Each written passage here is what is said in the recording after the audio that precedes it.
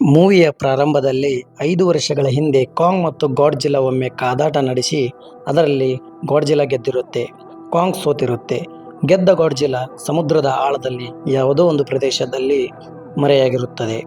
ಈಗ ಪ್ರೆಸೆಂಟ್ ಟೈಮ್ನಲ್ಲಿ ಈ ಚಿತ್ರದಲ್ಲಿ ನಮಗೆ ಕಾಂಗ್ ಅನ್ನು ಅತಿ ಬಲಶಾಲಿ ಹಾಗೂ ಸದೃಢ ದೇಹವನ್ನು ಕಾಂಗ್ಗಾಗಿ ತೋರಿಸಿರುತ್ತಾರೆ.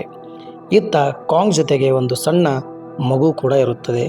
ಆ ಮಗುವಿಗೆ ಕಿವಿ ಮತ್ತು ಮಾತು ಕೂಡ ಬಂದಾಗಿರುತ್ತದೆ.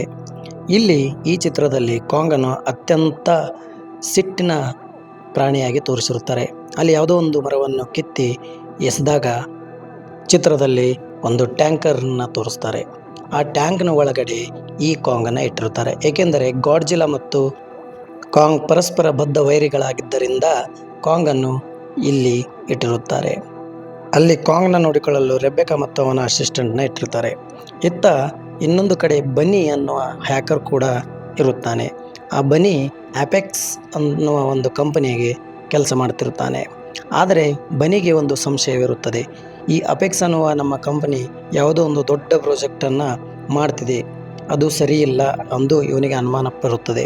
ಅವನು ಒಂದು ಅಪೆಕ್ಸ್ನ ಕಂಪ್ಯೂಟರ್ನ ಹ್ಯಾಕ್ ಮಾಡಿದಾಗ ಯಾವುದೋ ಒಂದು ದೊಡ್ಡ ಪ್ರಾಜೆಕ್ಟನ್ನು ಹಾಂಗ್ಕಾಂಗ್ಗೆ ಶಿಫ್ಟ್ ಮಾಡುತ್ತಿರುವುದನ್ನು ಕಂಡುಕೊಳ್ಳುತ್ತಾನೆ. ಅಷ್ಟರಲ್ಲಿ ಗಾಡ್ಜಿಲ್ಲಾ ಅಪೆಕ್ಸ್ ರೋಬೋಟಿಕ್ಸ್ ಕಂಪನಿಯ ಮೇಲೆ ದಾಳಿ ಮಾಡುತ್ತದೆ. ಹಾಗೂ ದಾಳಿ ಮಾಡಿದ ತಕ್ಷಣ ಅಲ್ಲಿರುವ ಆರ್ಮಿ ಗಾಡ್ಜಿಲ್ಲಾದ ಮೇಲೆ ದಾಳಿ ಮಾಡುತ್ತಾರೆ. ಆಗ ದಾಳಿಯಲ್ಲಿ ಬನ್ನಿ ಒಂದು ಪ್ರಾಜೆಕ್ಟನ್ನು ನೋಡ್ತಾನೆ. ಆದರೆ ಅದರ ಬಗ್ಗೆ ಅವನಿಗೆ ಏನೂ ತಿಳಿಯುತ್ತಿರಲಿಲ್ಲ.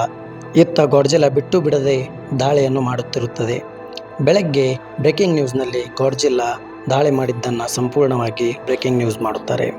ಅಲ್ಲಿ ಅಪೆಕ್ಸ್ನ CEO ಆದಂತಹ ವಾಲ್ಟ್ ಹೇಳುತ್ತಾನೆ, ಈ ಗಾಡ್ಜಿಲ್ಲಾನ್ನು ಕೊಲ್ಲಲು ಒಂದು ಸರಿಯಾದ ಆಯುಧವನ್ನು ರೆಡಿ ಮಾಡ್ತಿದೆ ನಮ್ಮ ಅಪೆಕ್ಸ್ ರೋಬೋಟಿಕ್ಸ್ ಕಂಪನಿ ಎಂದು ಹೇಳುತ್ತಾನೆ.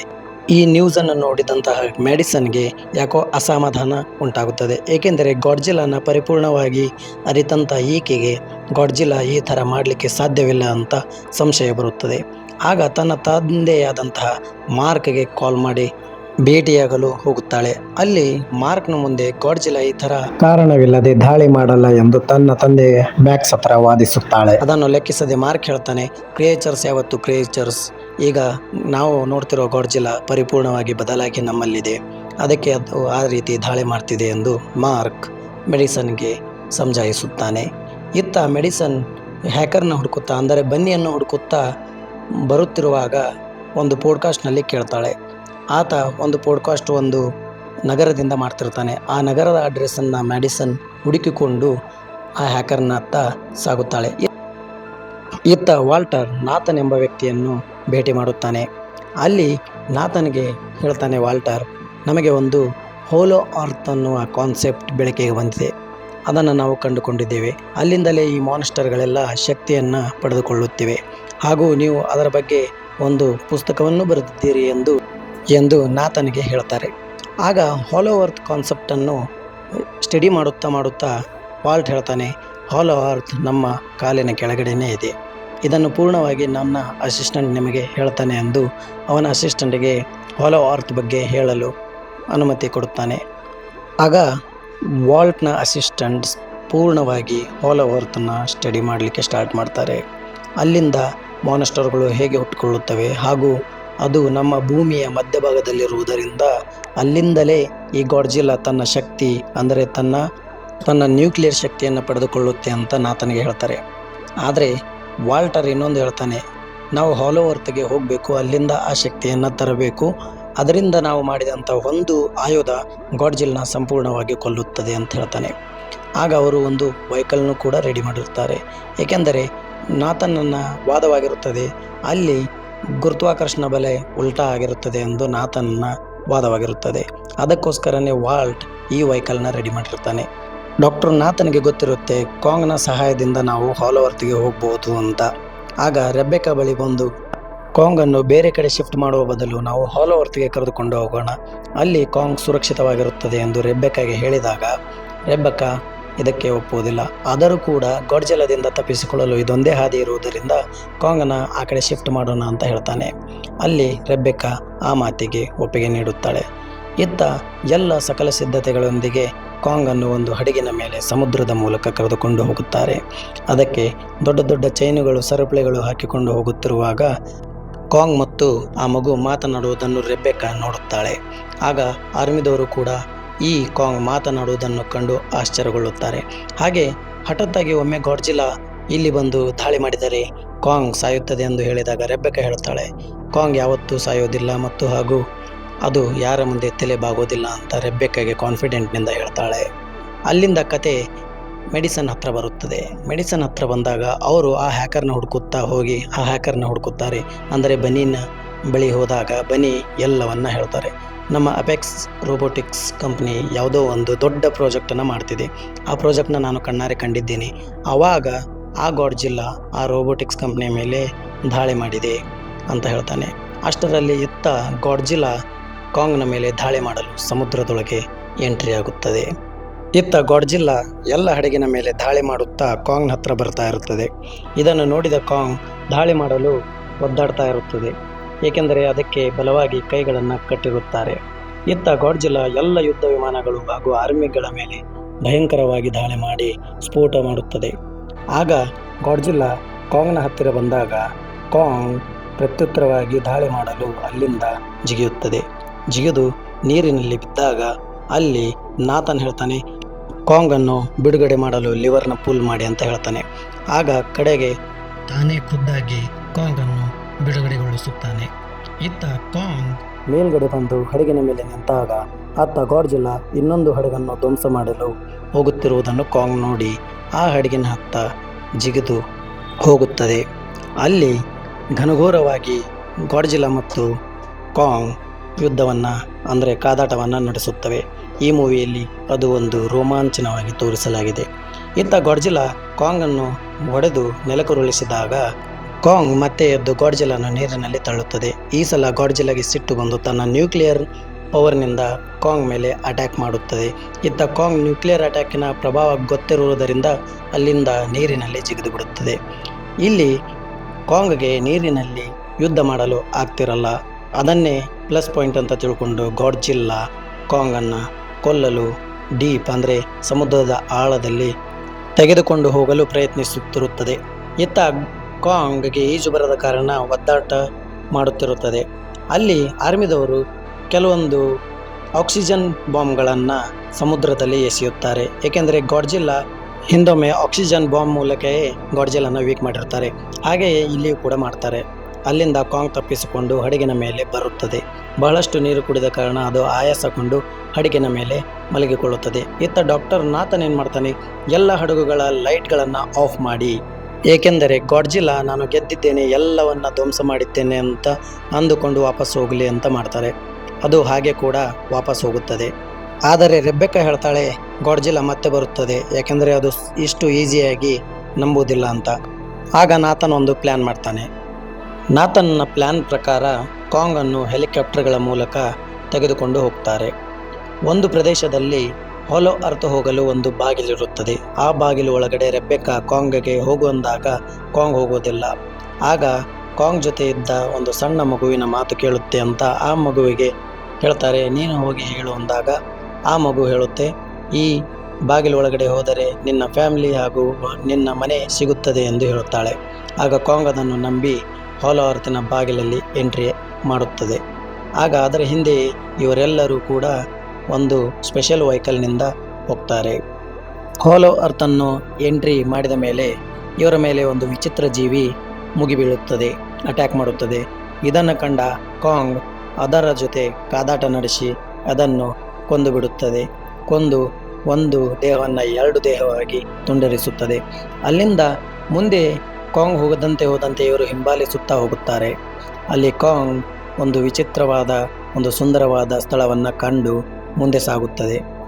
ಇತ್ತ ಮೆಡಿಸನ್ ಮತ್ತು ಅವರ ಸ್ನೇಹಿತರು ಅಪೆಕ್ಸ್ನ CEO ಯಾವುದೋ ಒಂದು ಪ್ರಾಜೆಕ್ಟ್ ಮೇಲೆ ಕೆಲಸ ಮಾಡುತ್ತಿರುವುದನ್ನು ಕಾಣುತ್ತಾರೆ. ಅಲ್ಲಿ ಗಾಡ್ಜಿಲ್ಲಾವನ್ನು ಕೊಲ್ಲಲು ಮತ್ತು ಇನ್ನಿತರ ಮಾನ್ಸ್ಟರ್ಗಳ ಮೇಲೆ ರಾಜ್ಯಭಾರ ಮಾಡಲು ಒಂದು ಆಯುಧವನ್ನು ಕಂಟ್ರೋಲ್ ಮಾಡುತ್ತಿರುತ್ತಾರೆ.